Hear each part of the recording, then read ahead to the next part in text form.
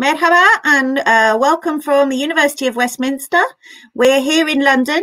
We're here to talk to you today about some of the fantastic architecture courses that we have available at the university. I am going to introduce Samir Pandya, who is the Assistant Head of School from the School of Architecture and Cities. He will give his presentation about the range of courses that we've got, particularly focused on postgraduate and master's courses in architecture.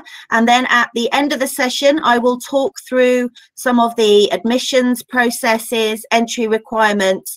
And at the end of the session, I will try and answer any questions that you may have about applying to the university, fees, fundings, and scholarships. So welcome again, and we hope you enjoy your presentation. I'm just going to try and bring up Samir's presentation. So please let me know if that's okay. Can everyone see the presentation? Yes, we can see. Fantastic. Samir, over to you. That's great, Emily. Thank you very much. And hello, everybody. I'm very happy to be here talking to you and to tell you a bit about our school and our courses. So I'll talk to you for a little while just to give you some background. So I guess if we could go to the first slide, Emily. Okay, so just to tell you a bit about what I'm going to talk about, and I should actually just say again that my name is Samir Pandya. I teach in the school. I'm a researcher and I'm an assistant head of school. So I'm going to be talking about the courses in the school, but just to reiterate, at the end and after today, if you want to contact me to ask any additional questions that you don't get to ask, please feel free to do so. So I'm going to talk about three things today.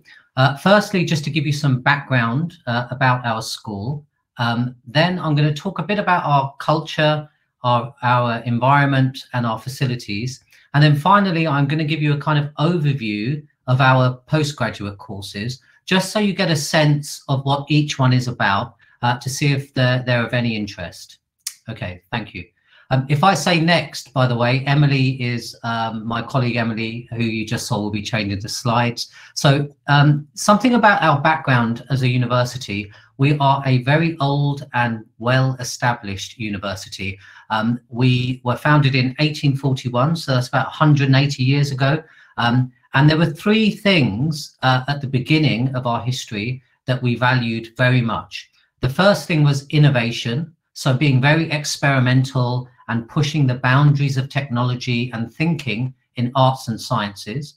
The second thing was diversity, and by that I mean that the institution historically has always aimed to open its doors to as many young people as possible, whether they could afford education or not. It was a way of trying to bring education to the masses.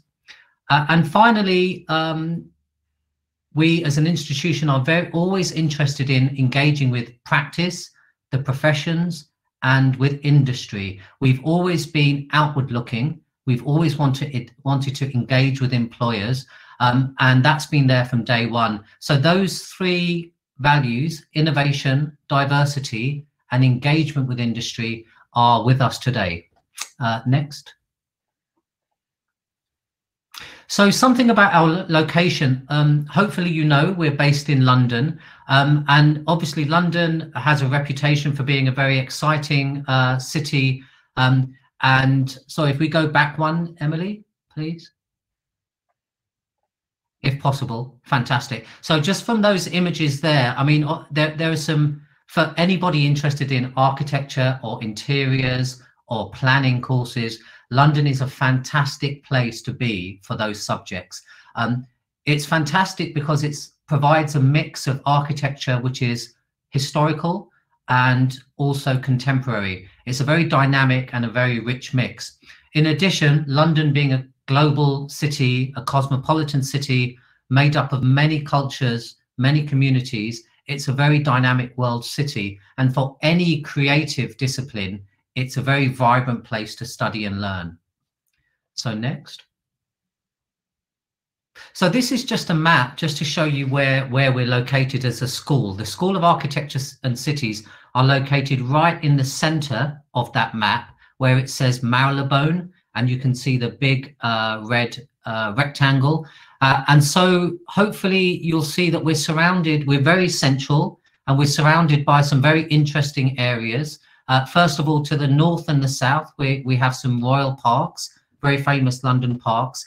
We're well served by transport. Hopefully in the top right-hand side of the map, you can see a station called St Pancras International Station that connects to European cities and beyond. But also we're surrounded by commercial centres, tourist centres, entertainment districts, and very vibrant cultural life of London. In addition, we're also surrounded by educational institutions, cultural institutions, museums, gallery. So as a location, it's very, very rich. So next. So I should say that, so those two images are okay. Sorry. We can stay here. Okay, fine. So these two, thanks, Emily. These two images you can see are of our building, the School of Architecture. And actually it is worth pointing out, if you look at the top hand image, where you see the whole of the building there, the bottom story of the building is essentially a ground floor social area with things like cafes, canteens, access to things like library, lots of different social spaces, and the middle floors are made up of classrooms and offices. And just to point out that the top 3 stories of that building, with really quite dramatic views over the London skyline, are our architecture studios, and I'll talk about them a bit more shortly. So next.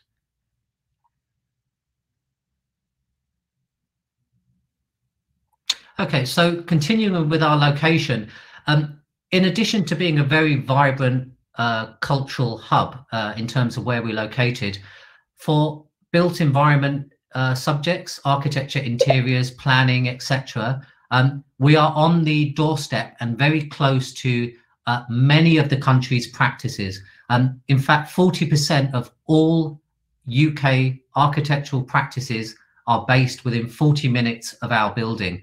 We are very central, and we have very, very good connections with those practices, and I'll talk a bit more about that in a minute. Next. So yeah, talking about our location, we are very, very central in London, and we make the most of London as an environment to access facilities, sites, interesting architecture, interesting public spaces. But we are also outward looking. We are very, very internationally focused. You can see there a list of other schools of architecture which we have a partnership with. So those happen to be schools that we have student exchange agreements with. So students on particular courses may spend some time in those other cities, in those other schools for one semester. Students from those schools come to our schools and spend time with us. So we're very interested in the idea of exchanging internationally to understand different cultures, different ways of getting education. So if we click again, Emily. And then the second list there is just an example of some of the cities and countries we visited on our field trips. As a school, we're interested in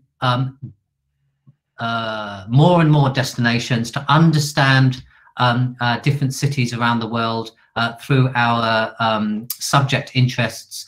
I have to say, in the past few years, we're also considering things like sustainability, carbon footprint. Do we really want to be flying all those hundreds and thousands of miles, thinking about pollution, thinking about the environment? So for us now, we're very much thinking, how do we balance understanding and reaching different cultures and schools, but actually being ethical and sustainable at the same time? Next. Okay, moving on. Our teaching, just to talk about our teaching, we are a university. We're very well known for our research. So all our teaching, our content is informed by the research that our staff do. So these are just some of the publications that our staff have published recently. Next.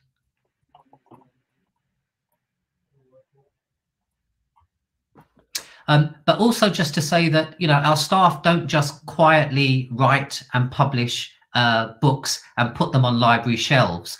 What we do in the school is we celebrate research. We mark research by having events, conferences, lectures, workshops, symposium. And the reason for that is that we want to let our students know about the research, the latest ways of thinking about design, about technology, about processes. And so we involve students very much in our research and in discussing the research. Next.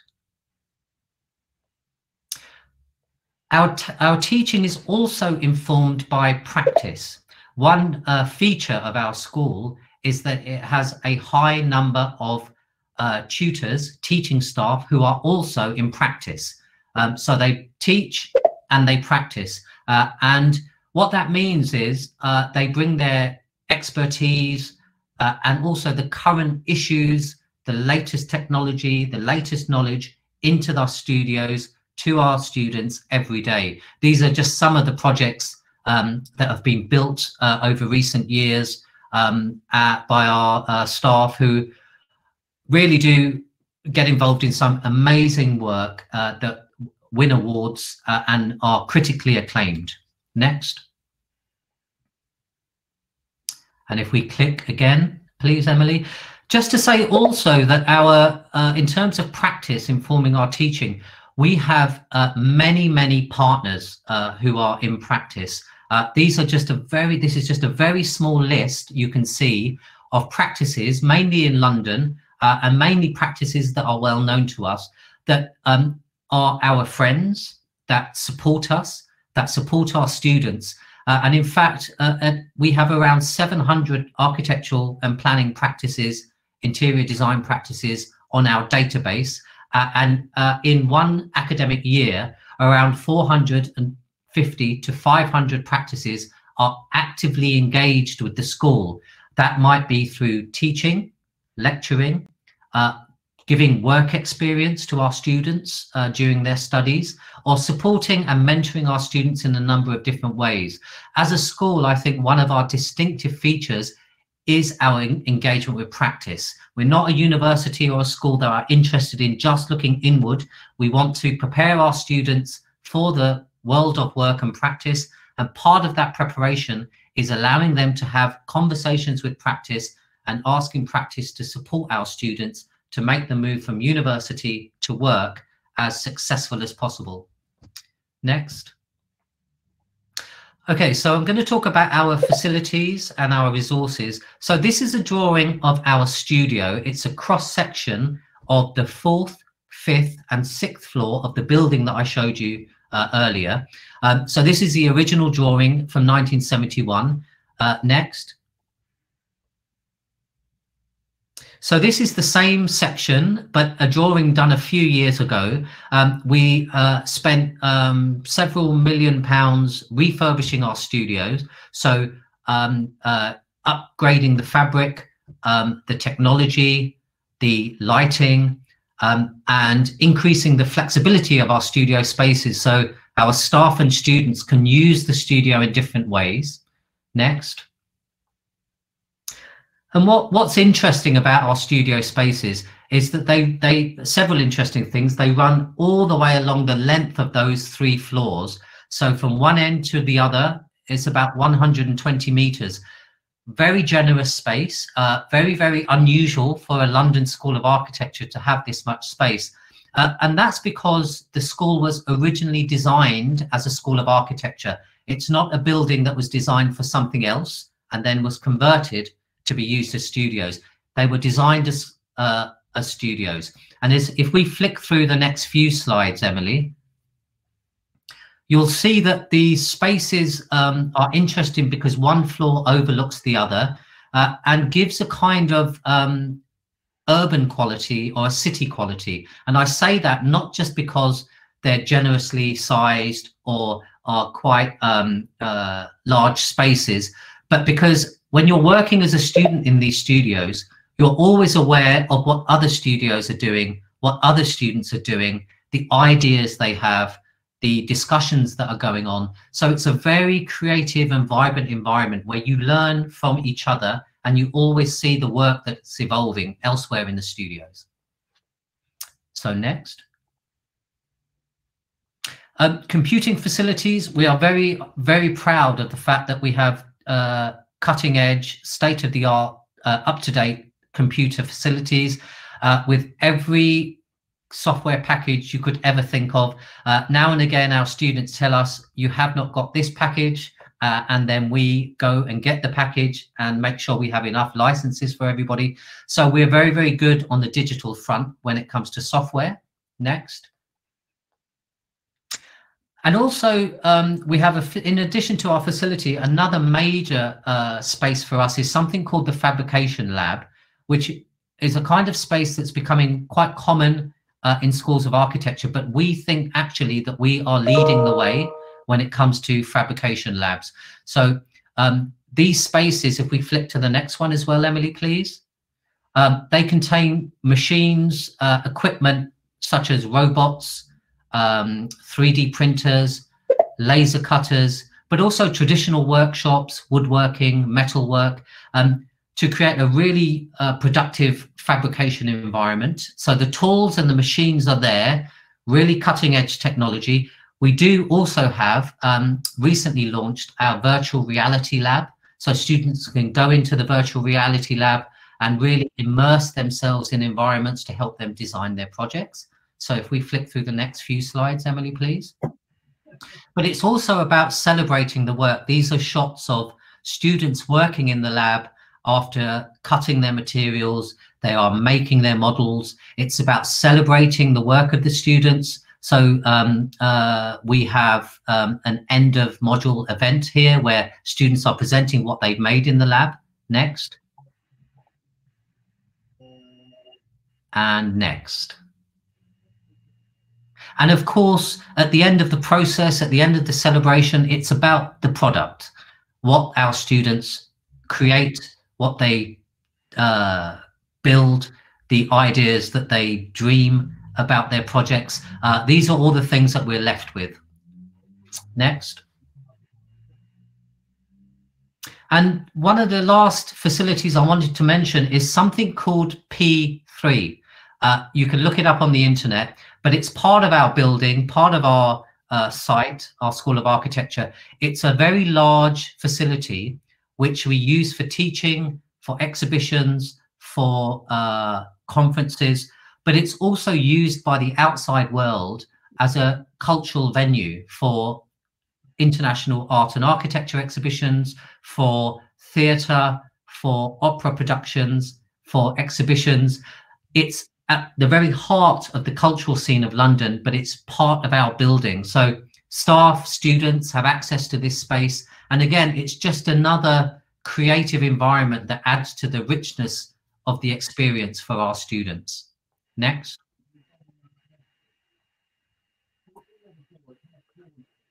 So something about our students. We do find that our students are excellent. They are the thing, when I talk about resource of the school, our students are our best resource. They are the people that carry our reputation forward, and they achieve a lot while they're with us. Hopefully, we always aim to give them a high quality education. That goes without saying, but we're interested in transformative experience. So they join us and their experience transforms their outlook, their perspective, builds their ambitions. You'll see here a few images of students, former students who have won awards historically. Next. And this last year, this is just one student who won a fairly prestigious prize, the Royal Institute of British Architects Dissertation Medal. That was Ruth. She won last year. Next. And Fiona got a commendation last year, also for a dissertation. And then finally, next. And just to say, we just announced yesterday, the Royal Institute of British Architects made a public announcement yesterday that the single winner of the silver medal, which is the highest student award for an international design competition for their work, was one of our students, Robert, and that was just launched yesterday. So do please look at the RIBA website. You'll find more details. Again, a very prestigious award that we're very, very proud of. Next. Winning awards is one thing. Becoming educated is one thing, but we want our students above all to be involved in the life of the school. We want them to put forward ideas. We want them to lead projects. We want them to take ownership of their education. In fact, that's the nature of postgraduate education. You will lead your education. You will take ownership. You won't be led. You will be given the support to explore your own ideas. If we click again, Emily. One of the things that we have in the school is an architecture society, which is very, very active and engage many, many students, designing and leading events, which support students' training, but also celebrate their achievements. Next. And the other thing about the culture of our school is that we don't want our students to just stay within their one course. We have lecture series, we have joint events that bring all of the students in the school together, where they mix and they meet new people and they socialize and they have richer experiences beyond just their course. We're not interested in just staying to your own group. We're interested in broadening your experience and having a whole school culture. Next. So yeah, this is a slide really just some of the faces of our former master students. This is faces from one course for 2 years, the Master of Architecture courses. And I thought it'd be very interesting just to map where our students shown here come from. So next. So this is just a map. Hopefully it's clear to you, but the red dots show where our students come from, where their home countries are. And just for one course over 2 years. And as you'll see, it's a very international mix, a very global mix. And two things to say about that. What that does mean as an environment in the school, it's very diverse, it's very international and very dynamic. We get some fascinating conversations, students sharing experiences from back home, learning from other students, comparing their experiences, which is dynamic. The only other thing to say is, even though our students come from very many different cultures, many educational backgrounds, they seem to come together very well as groups. They support each other very well. There's one thing about our postgraduate school and courses is that the solidarity and support between students is very impressive and very encouraging to us as staff. Next. So I'm gonna, for the last part of this talk, I'm gonna talk about some of our postgraduate courses. Here you'll see a list of postgraduate courses at the top, and at the bottom you'll see another list of undergraduate courses. I won't be talking about undergraduate courses today, but again, if you are interested, do contact me directly. It's not a problem, or Emily. My details will be at the end, and we can certainly answer your questions or put you in touch with course leaders. It's not a problem. We're very open and accessible. Next, if we click next, Emily. So yeah, so we're just going to be talking about if we just stay here. So if we go back one, Emily, please. Okay, so we're going to be talking about those 5 courses listed. So if we click again, Emily, 2 things to say. Firstly, that all of our postgraduate courses are design-led. Yeah, they balance theory and design, but they're not like traditional master's courses, which are about academic writing and writing dissertations. They are design-led and very creative. The course listed first, the Master of Architecture, the RIBA Part 2 course, is the professionally validated course, and that is 2 years long. All the other master's courses that I will talk about are 1 year long, full-time. And I thought I would just point out that distinction.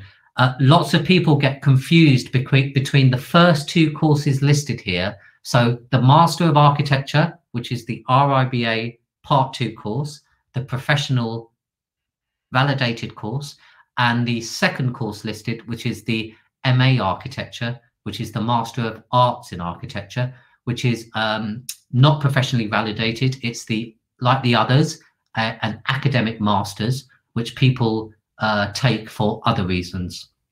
Next. So firstly, our Master of Architecture, so the RIBA Part 2 course. Next. So at the center of the MArch, the Part 2 course, are our design studios. So that you won't be able to read these, but these are our flyers for our current 11 studios. And the only thing to say about this is that the course, in terms of studio groups, offers a very diverse range of studio interests and topics. So one studio might be interested in the poetics of architecture. Another will be interested in sustainability and climate change. Another will be interested in digital design and robotics, and everything in between. So the aim of our Masters in Part 2 course is offering students a wide range of subjects to choose from, so that we really find a fit between student interests and the studio interests. Next. And outside of studio on the Part 2 course, we have 3 areas of interest. The first is digital design. So we have different groups exploring different software skills for digital design, but it's more than learning digital skills and software packages. It's about how to use those skills to benefit architectural design. It's not just about learning software packages. Also, as you'll see here on the right-hand side, technical studies, so structure, construction, fabric. We're very, very lucky to have a very highly qualified technical studies team who have an impressive network of practitioners who come in and teach our students about the latest technology and the latest approaches to structure and design. Next. And finally, on the Part 2, really just to say that it's very interested as a course in history and theory writing.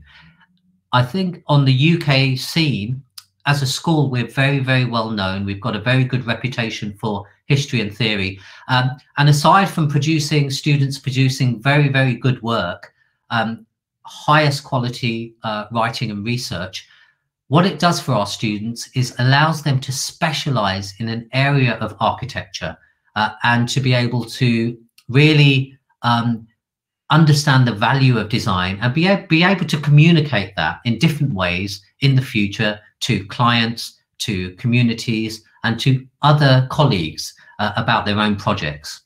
So it's about students developing a language of architecture and a position for themselves. Next. So we move on to the Master of Arts in Architecture, the MA Architecture. So the MA Architecture is a course that offers students a chance to specialize in a particular area. So typically, students who have done an undergraduate course, maybe had some time in practice, want to use the MA in Architecture to really define a specialist area of interest to give their own practice some expertise.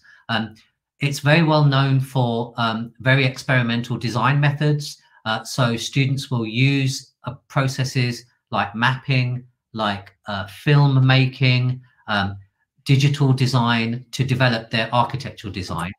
As a course, it's also interested in collaboration. So typically, students and staff collaborate with schools of architecture overseas or even in the UK for joint projects, which really develop skills of collaboration, team working, but also enhances students' experiences and looks very good on their CV. And finally, the studios on the MA Architecture are very good at collaborating also with non-government organizations, so NGOs, local authorities, other academic institutions. A long-standing partner, for example, of the MA is the United Nations Development Programme and the United Nations Habitat. So it's a course that has an incredible international network. Next. The only other thing to say about the Mma Architecture is that it's organized into 3 distinct pathways that students, after joining the Mma, can find out about and elect to join. The first one is cultural identity and globalization. On the left, you can see an image from one of the students. And that's a pathway that's interested in engaging communities, understanding city cultures, and really developing processes to understand the complexity of those communities and those clients. And inevitably, that pathway is quite political. It's really about empowering communities and responding to them. The image in the middle is from the digital media pathway. So students joining that pathway will be really interested in the latest digital software and conducting design research using that software. And that might be involved in building 3D models, that might be using animation or other kinds of computational design, which are very, very advanced and give students a lot of currency when it comes to trying to find a job. And then the final image is a more traditional pathway called history and theory, where mostly students develop a written thesis about subjects that they're interested in and conducting some very critical research. And these might be for students who perhaps might be interested in doing a PhD afterwards or embarking on an academic career. Next. So the next subject is the Mma in Interior Architecture. Next. So the interior architecture is an interesting balance of highly conceptual and theoretical work and very practical work about how to make things. It tries to push and advance the boundaries of the discipline. So it's very, very ambitious. But I would say one of the best and strongest features of the Mma is its links with industry, with brands, with retail organizations, and with design practices. For 2 reasons, this is very, very good. Firstly, it means that those links to retail, to industry, to design firms means that people from those organizations come in and work very closely with our students, give them the benefit of their expertise. But it also means that many of our students go on to work for those same organizations. So the chance to network with those influential and inspiring organizations is there from the very beginning of the course. And it really helps students to find the job, to find work, and develop their own brands. Next. And again, the Interior Architecture Mma has 3 thematic areas of interest. At the top there, you'll find a concern with domestic interior design. So thinking about how we can rethink ideas about home and belonging and domestic space. The next one is about urban interiors, which you might say sounds a bit strange, but it's about thinking about the city as an interior space, which can make you feel as though you belong to the place or have certain characteristics which are about bringing people together in various ways. And then finally, expanded interiors, which is about thinking in a very cutting edge way about interior design and thinking about new typologies, new kinds of interior spaces that maybe we've never thought of before. Next. Yeah, the Master of Science in Architecture and Environmental Design, so the MSc in Architecture and Environmental Design. Next. So this is a course that's quite distinctive. It's interested in climate change and the world's diminishing resources. And it uses a very technology-informed, evidence-based design. So it's interested in analyzing the built environment, buildings, urban spaces, things like thermal performance, acoustic performance. And in a sense, it's using the analysis of those things to inform design. Next. and it's looking forward. So students are taught software skills to analyze those things I just mentioned, the performance of buildings in a sustainable sense, in an environmental sense, in order to then design in response. So it's ethical, it's about sustainability. Again, it's strategic, it's forward-looking. How can we make our buildings, how can we make our cities perform better? How can we make them more efficient, more sustainable? And the students really enjoy the course because it's a mix of design project work and research, but also field work. So there's lots of going out into the city, talking to people, visiting sites, and really engaging with the real world. Next. And then the final course to talk about is the MA in Urban Design. Next. So this is another course that's interested in sustainability, but about city making and about sustainable urban development. One of the fascinating things about MA Urban Design is that it's responding to a growing discipline. So there is more and more demand, we are finding, for urban designers who are ethical, who are interested in developing cities, looking at things like sustainability, density, carbon footprints, communities from an urban perspective. And many of our students go on to work for planning departments or large international practices who have a urban design team. And what's really also interesting about the course is that it's multidisciplinary. So it's not just interested in urban designers or even planners, but it will work with architects and other consultants and engineers. And in this way, it reflects the reality of the world out there. Urban design and even architectural design is not about one person or one figure. It's about teams and teams working together. So this course is really about introducing you to that team and how we might work with each other to develop collaborative and interdisciplinary approaches. Next. Yeah, on urban design still, one thing that's really I find fascinating is that the students choose to explore urban design at different scales, but also in different geographical locations. So even in the last year, we had students looking at roofscapes in Delhi, looking at urban gentrification in London, but also sustainable design in Singapore. And this is just one very, very small part of a body of work that's truly global in terms of urban design and really points to the urgent issues there are that we, as a response, could help to solve.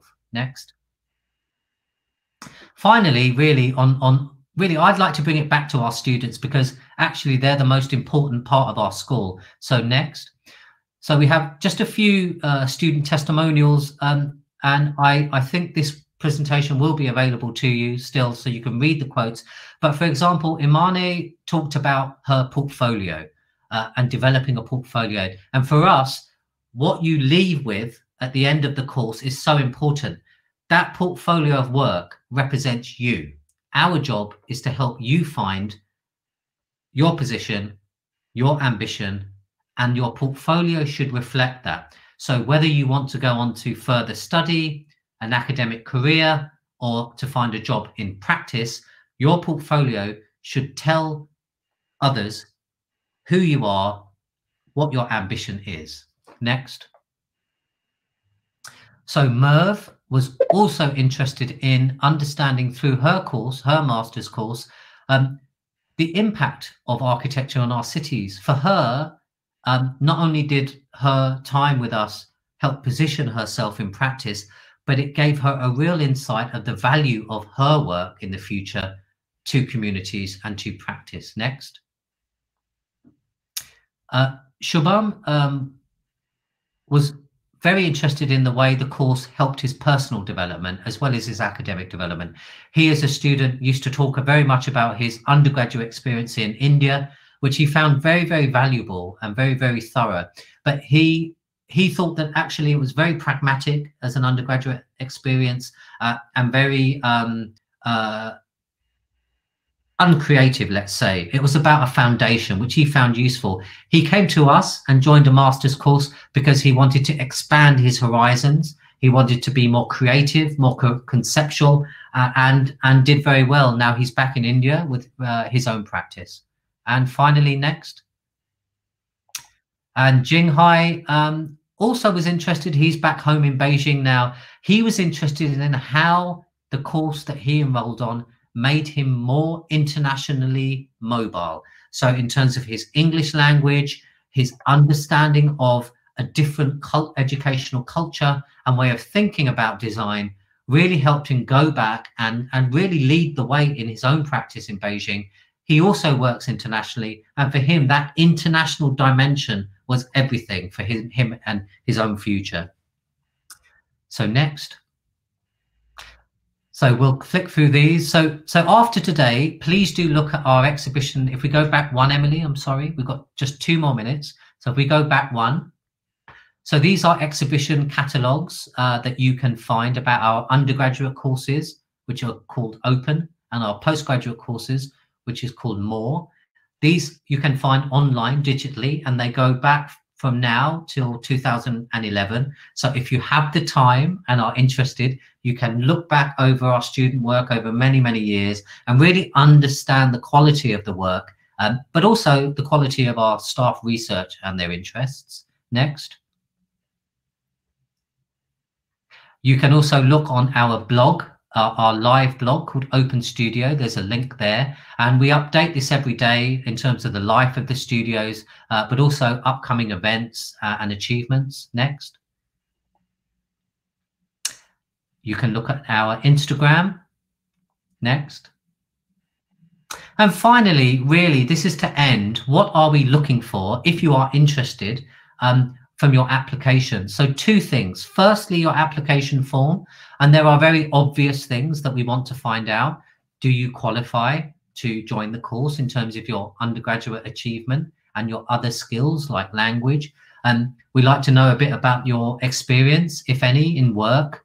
But one thing I wanted to point out is, I'm going to talk about portfolio as well and what we're looking for in a sample portfolio. But one thing applicants often miss is the importance of your written statement.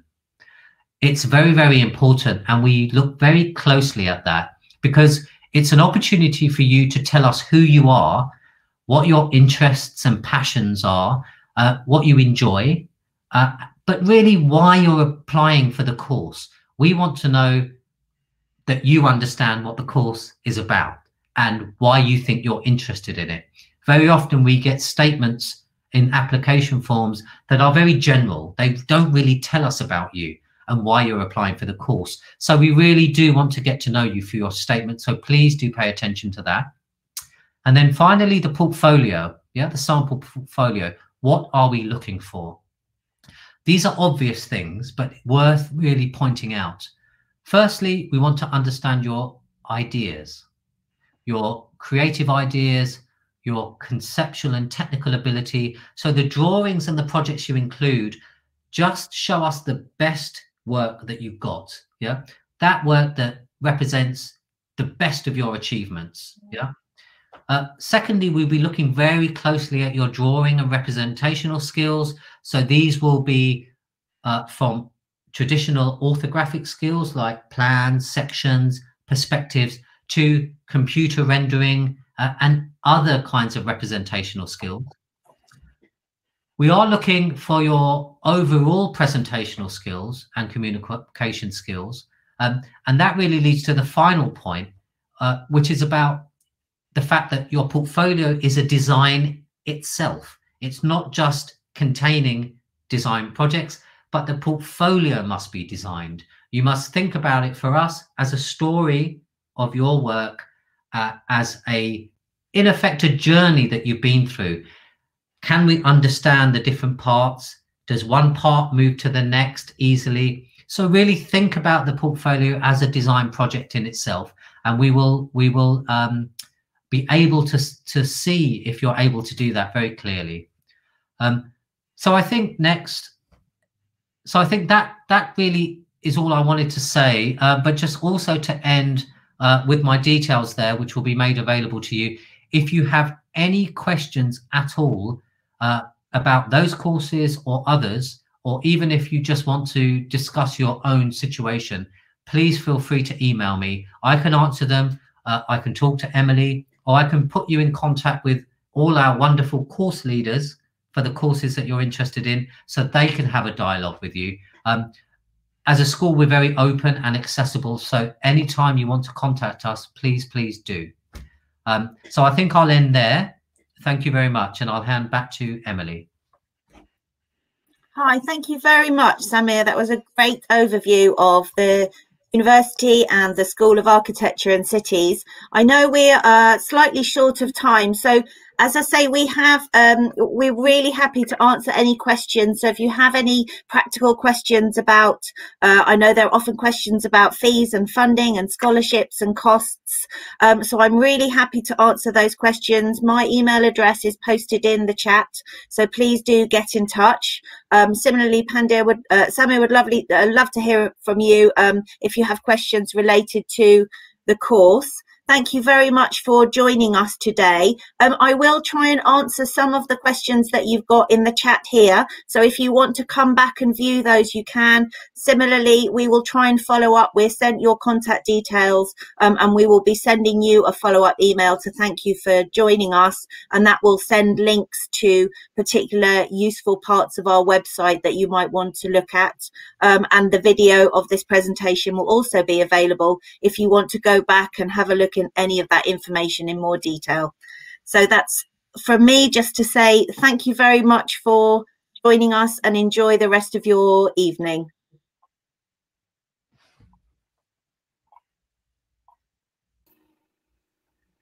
Hello, Emily. There are many questions in the questions tab.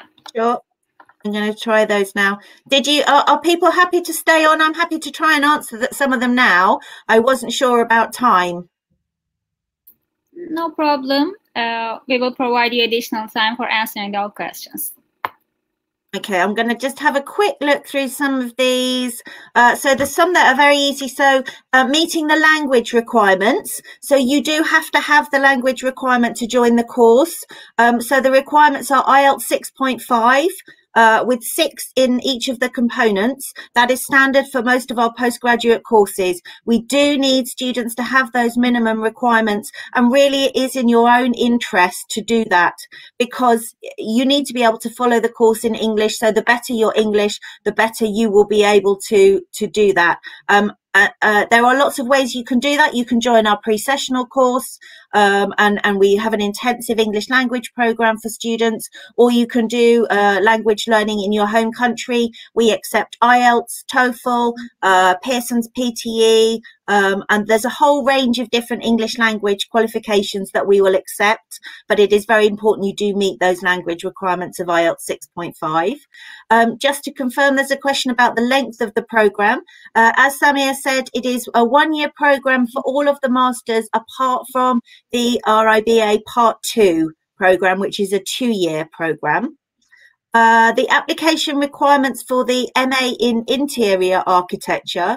So I think we went through, so the same process applies for all of the architecture courses. So you need to make your application relevant to the course that you're applying for. So it's the same process for all of those application programs. So we're looking for your application form, your academic background. So we are looking for you to have a relevant academic background. The GPA that we're looking at depends on the university that you are studying at. So I know that there are obviously lots of Turkish students here. I believe there's other students from Kazakhstan, from Russia. What I would recommend is you have a look on our country pages, and I will post that link into the chat. On the university's country pages in our international section, each of those countries has specific entry requirements, and we do look at the institution that you've studied at. Generally, we would say GPA will range from between 2.6 to 3.2, depending very much on the institution that you've studied and the reputation that institution has. And as Samir said, the portfolio and your written statement are also a very important part of your application and detailing any relevant work experience that you have. Do the architecture programs include internships? They don't have specific internships just because master's programs are very intensive in the UK, 1 year. But I don't know if you wanted to add anything, Samir, about the opportunities to link with employers. Yeah, no, it's a very good question. Yeah, as Emily said, there's no embedded internship as part of the course, but we do go on visits to practice. We do work very closely with practice. So in terms of networking and being introduced to the practice environment, that's there on all of the courses. We are working actually to consider how to embed work experience in some of the master's courses, but they're very, very practice engaged. There's a question here about foundation year. We don't offer a foundation year for the postgraduate programs. We do offer a foundation year for the undergraduate programs.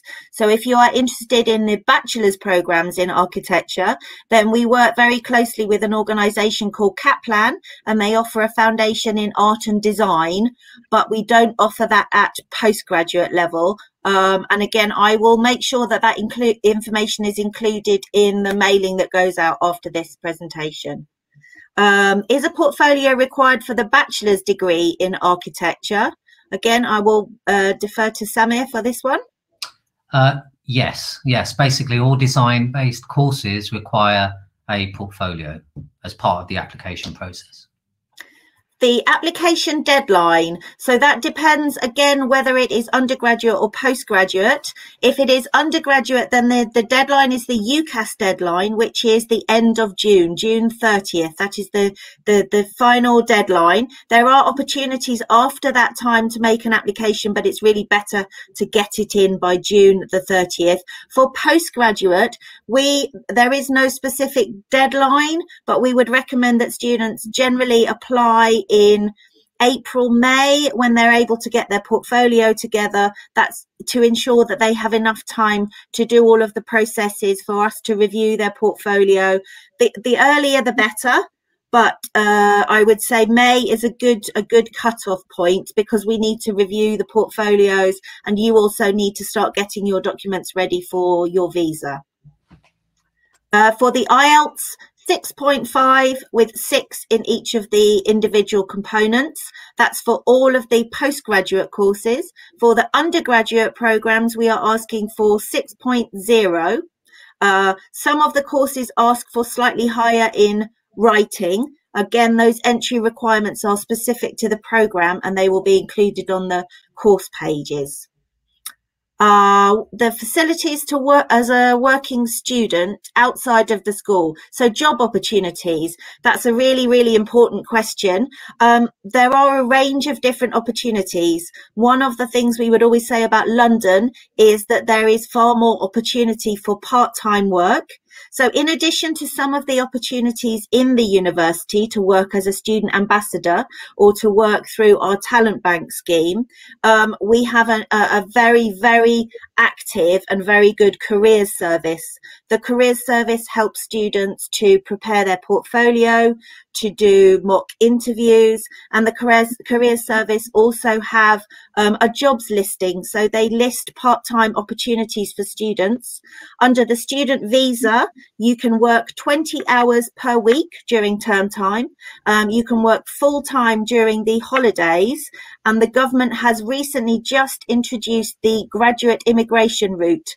So all of the students that graduate from the summer of 2021 onwards are eligible to stay in the UK for 2 years on a post-study work route, and that can be in any sector. So students apply for this working visa, the graduate immigration visa, and then they have 2 years in the UK to look for additional work.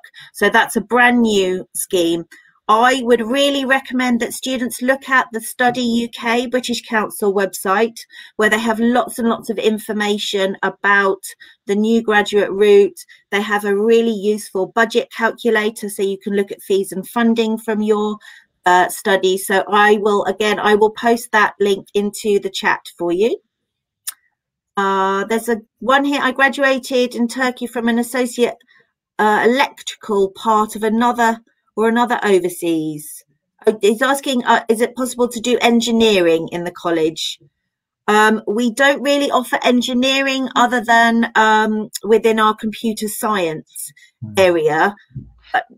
Perhaps I've misunderstood your question, and it may be. Sorry, Emily, just to sorry to interrupt, but just to say the question before that is quite similar, slightly different, in that it's asking whether doing an undergrad in a different discipline would still allow you to apply to a postgrad course in architecture or interior design. And the answer is yes, generally yes, even if you do an undergraduate course that's not, if you're interested, for example, in interior architecture, but your undergraduate course is not interior architecture, that's fine. But the only criteria is that the undergraduate course has to be a creative discipline. So, for example, if you did architecture undergrad and wanted to do urban design postgrad with us, that's fine. Likewise, urban design undergrad, MA in architecture postgrad, that's fine. It has to be within the same built environment subjects. I think I'm just doing a final check of the questions. I haven't seen any questions, but I know I do get a lot of queries about fees and funding and scholarships.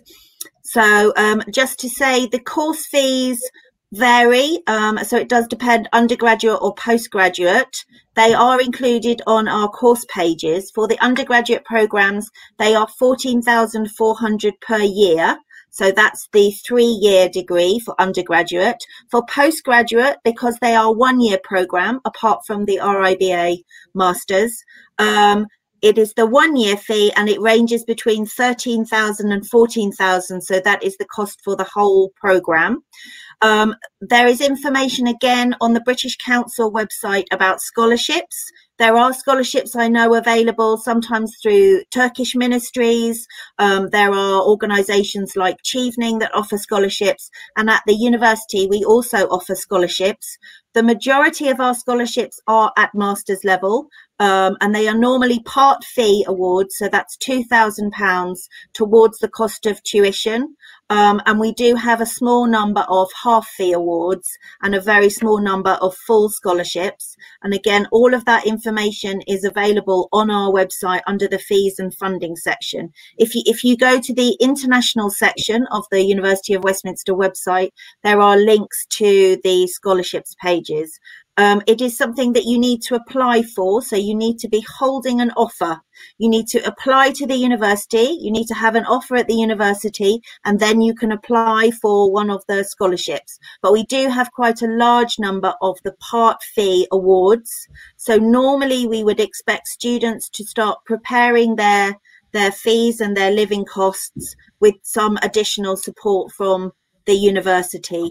And we find, particularly in areas like architecture, we often have students who have been working in practice for a while and have been saving up during that time and see this as a real investment in their future to come and do a master's in London. And again, the opportunities for part-time work help students support themselves financially. So you cannot rely on working part-time in London to cover all of your costs, but it is certainly a significant contribution to your self-funding if you are able to work part-time when you are in London. So that's very, very common for international students to do some part-time work while they're in London to help support themselves. So I think that just looking through the chat, that hopefully answers everybody's questions. Again, it's been a pleasure to have you with us. Thank you so much for taking the time. And we look forward to hearing from you in the future. Please do let us know if you have any further questions. Thank you. Thank you, Emily. Thank you, Samir. So it was a great presentation and very informative. Is it possible to share your contact details again? It's on the top, so they can see easily. Yeah. You can share them again. So they can reach you, they can contact you for further questions. I'm just typing mine in.